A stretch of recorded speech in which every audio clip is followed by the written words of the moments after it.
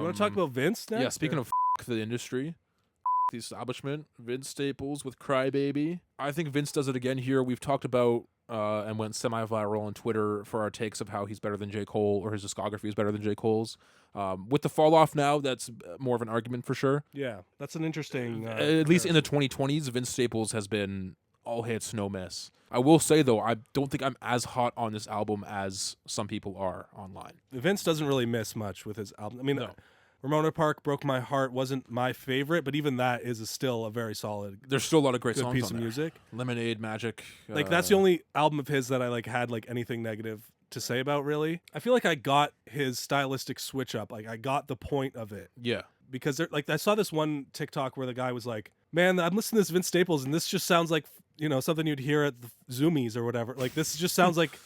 The Gap would be playing this, or like not the like Gap. if West 49 still existed, yeah, you exactly. would be playing there. The guy on the TikTok was kind of missing the point that like his whole idea was to use this punk rap style to kind of smuggle in his anti-establishment radical thoughts Yeah. into something that like was more accessible for different music Right. listeners. And to challenge his own audience as well, to an extent. Performance-wise, like he's a little monotone and understated and stuff.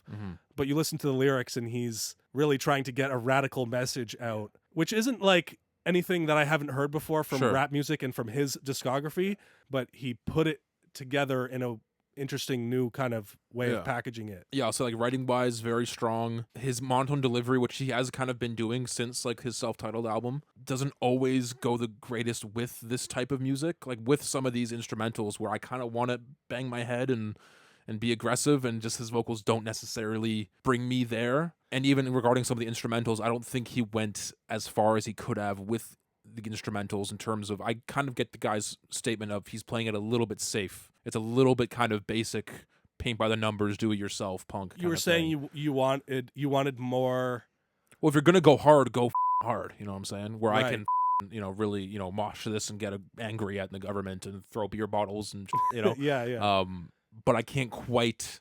And I've played it loud. I've played, I've done these things to try to like really get myself going with it, and I can't quite seem to.